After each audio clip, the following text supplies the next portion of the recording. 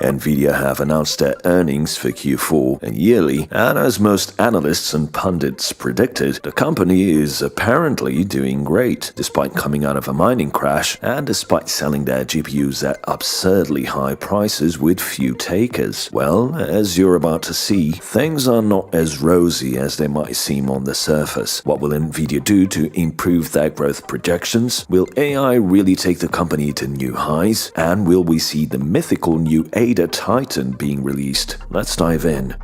Today's video is sponsored by urcdkeys.com. If you buy a retail Windows 10 key, you could spend $100 or more. But if you buy an OEM key from urcdkeys.com, a Windows 10 Pro key will cost you only $15 when you use the coupon code C25. The keys work globally, and you can even get a free upgrade from Microsoft to Windows 11 if you wish. After you've made your purchase, you will find your key in your purchased orders in the URCD Keys website. Click on Get Keys and copy the key. Then in Windows, click on Start and type Activate, and then on Activation Settings. Then click Change Product Key, pasting the key you just purchased, and click Next. That's it. Your copy of Windows is now activated. If you want Office 2021 Professional, you can use the same C25 discount code and get it for just $60. URCD Keys is also having a spring sale with some cool affordable mechanical keyboards, gaming mice, and even chairs. A big thanks to urcdkeys.com for sponsoring today's video. Check the links in the video description to get your cheap OEM Windows keys today. In the results year over year, NVIDIA's revenue fell by 21% to $6.05 billion, and included in that was the $1.83 billion from gaming-related products and services. Data center was up 11% year over year, but declined 6% from last quarter. For next quarter, NVIDIA expects margins to stay high at 66.5%. But when you look at inventory levels, I'm skeptical that NVIDIA's prospects are as exciting as the market would tell you. Inventory saw close to 100% growth from January last year to January this year, and at the same time, the company saw a drop in gaming revenue of 46%. Being fabless amplifies this effect, and NVIDIA is now stuck with $5 billion worth of GPUs that it can't sell. And that's only getting worse, and the sales of GPUs are far from the highs of 2021. So in other words, the 40 series came out, and that led to a small bump of 16% in revenue from last quarter, but yearly it's a decline of 46%. There's little demand from gamers, a recession is looming, so spending is conservative, and even with NVIDIA undershipping to the channel, the inventories are very high. I'm not sure if NVIDIA can avoid a write-off, but even if they can, how are gaming revenues supposed to grow from here? The company won't have any liquidity problems, that's for sure. They currently have just over $13 billion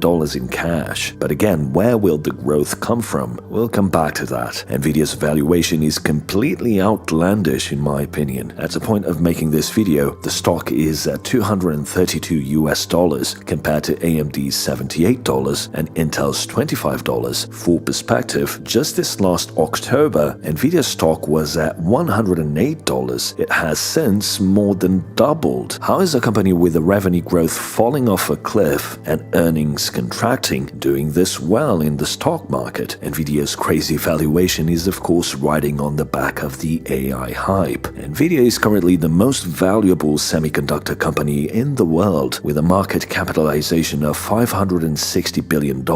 Is there merit to that hype? Here's what Jensen had to say. The accumulation of technology breakthroughs has brought AI to an inflection point. Generative AI's versatility and capability has triggered a sense of urgency at enterprises around the world to develop and deploy AI strategies. Yet, the AI supercomputer infrastructure, model algorithms, data processing, and training techniques remain an unsurmountable obstacle for most. Jensen Huang is a brilliant marketer, that's for sure. In a recent press release, we see how the company is planning to capitalize on this supposed AI demand. Customers will be able to engage each layer of NVIDIA AI, the AI supercomputer, acceleration library software, or pre-trained generative AI models as a cloud service. Using their browser, they will be able to engage an NVIDIA DGX AI supercomputer through the NVIDIA DGX Cloud, which is already offered on Oracle Cloud Infrastructure with Microsoft Azure, Google Cloud Platform, and others expected soon. At the AI platform software layer, they will be able to access NVIDIA AI Enterprise for training and deploying large language models or other AI workloads. And at the AI Model as a Service layer, NVIDIA will offer its NeMo and BioNeMo customizable AI models to enterprise customers who want to build proprietary generative AI models and services for their businesses. Further details will be shared at the company's GTC Developer Conference. Speaking with some friends who work with AI language models, what I've realized is that for the vast majority of AI labs, if not all, renting cloud time for training is the only way forward. There will be very few companies that will actually be able to build their own training facilities. In other words, AI companies out there won't be buying GPUs directly from NVIDIA in mass to do training. This is going to be a very different rally than what we saw with crypto. It's not just the GPU costs, it's the infrastructure and maintenance that make it near impossible for labs to build their own AI farms. They might buy a handful of GPUs just to run tests, but when it comes to actually training the models, they will turn to Azure, Google Cloud, etc. NVIDIA will be announcing their own cloud service later this month at GTC. What NVIDIA's narrative implies is that NVIDIA's 2022 results already include massive purchases made by Microsoft and Google, so the sales of GPUs for AI have already happened, and near-term, NVIDIA's AI as a service cloud business will have little impact on NVIDIA's revenue, so there aren't enough cloud providers to make this business a constant growth factor and a steady, reliable source of revenue. It will be cyclical, much like with data center. So while some are speculating that the AI boom will lead to a massive increase in sales for NVIDIA, the evidence seems to point to the largest cloud providers already having invested, with little impact to NVIDIA's bottom line. In fact, the company shrank by 21%, and NVIDIA's own cloud will take a long while to turn a profit. So where are those AI sales coming from? Labs won't buy GPUs. Only cloud providers will, but they already have, according to NVIDIA. How is this a sustainable model? So with NVIDIA's current valuation, the company would have to grow at 42% yearly. The company just reported a decline of 21%, yet the market is expecting a 42% growth every year for the next 5 years. So by 2027, NVIDIA's revenue would be $155 billion, from $27 billion in 2022 to $155 billion in 2027. Does that sound realistic to you? It's complete lunacy, if you ask me. Assuming this year is recoverable, a positive realistic scenario would be for NVIDIA to grow by around 20% yearly, and that's assuming the AI boom does materialize in a significant way. And that's not even taking into account the gloomy global economic outlook. Semiconductors are massively exposed to macroeconomic cycles, and with the Fed tightening the belt, I think even 20% is optimistic. 15% would be more realistic. So while I do think NVIDIA will be a leader in graphics for the next decade,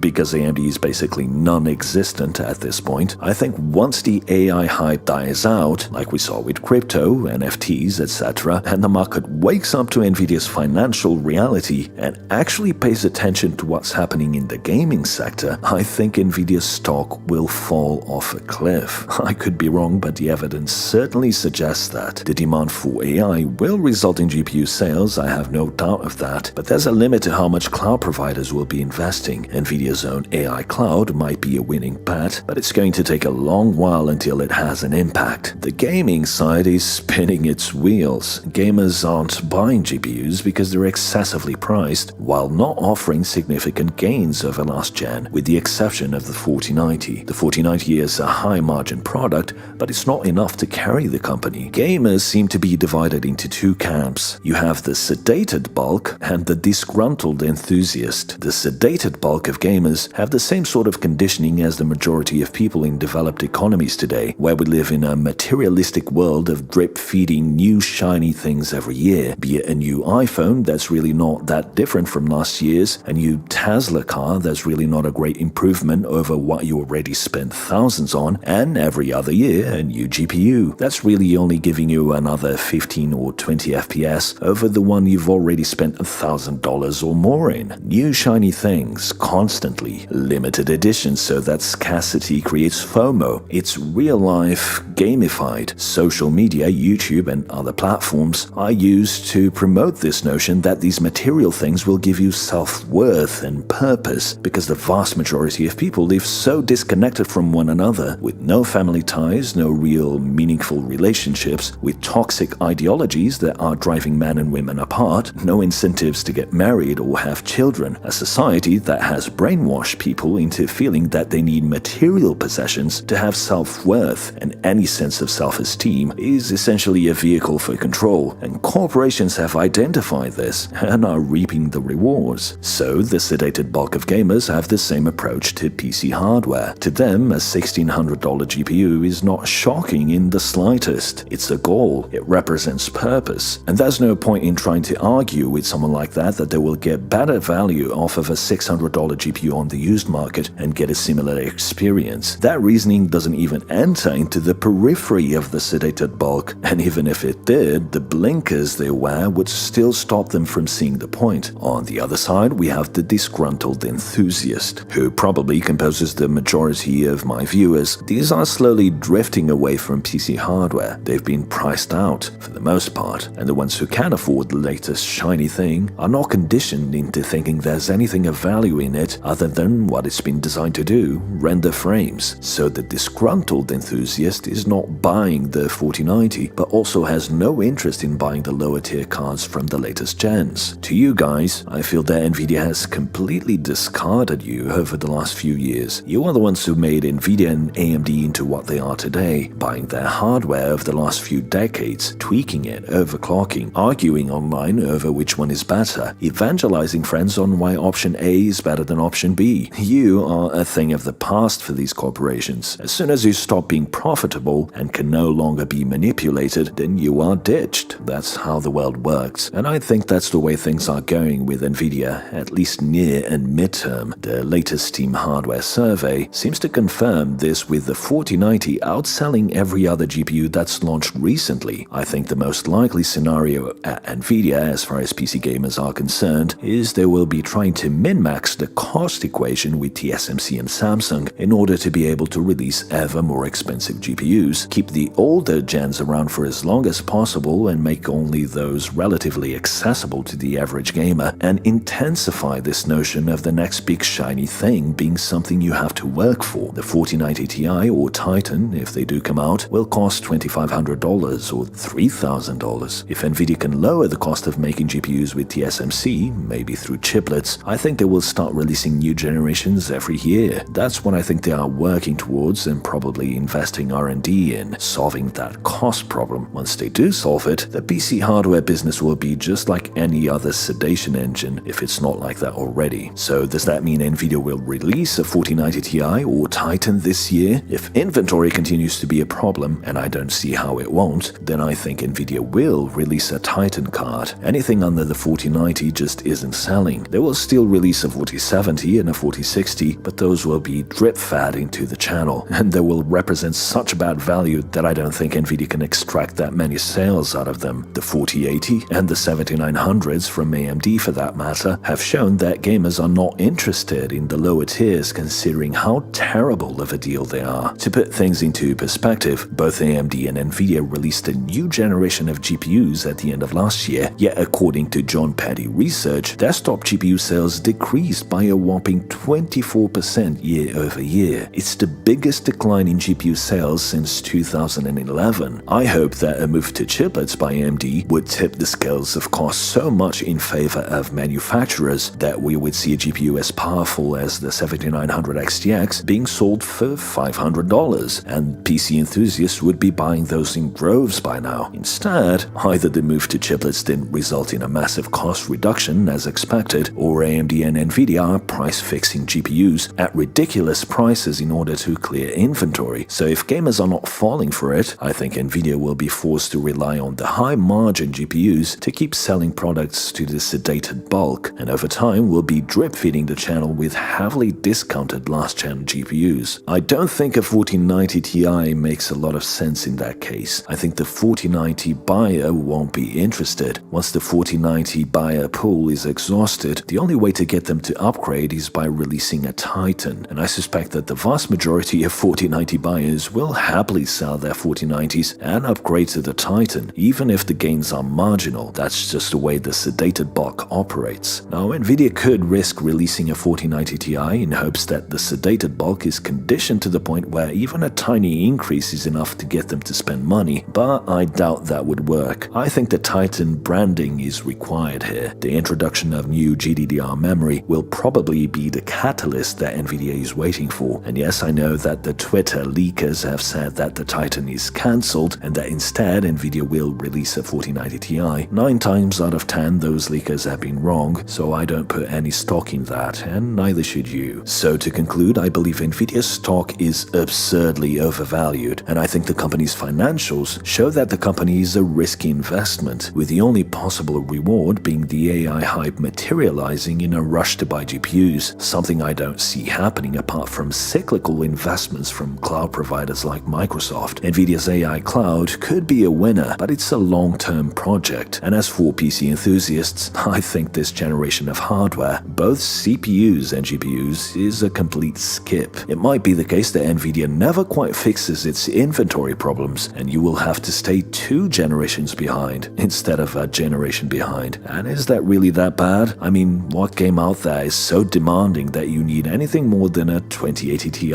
right now? So if you do have some disposable income, now is the time to be upgrading your monitor and your peripherals. Maybe next year we'll have something to be excited about when it comes to GPUs. NVIDIA will continue to be a market leader, and they have one of the best CEOs of any company in history, but I would stay away from them as far as investing is concerned. And honestly, I would stay away from them as a consumer until they have something of real value to offer. This video was made possible by my awesome patrons. By supporting my channel on Patreon, you will gain access to the Cortex Discord server, where you can talk to me directly and join a welcoming community of tech enthusiasts. If you can't contribute at this time, then give this video a like and share it, as that really helps. Thanks for watching, and until the next one.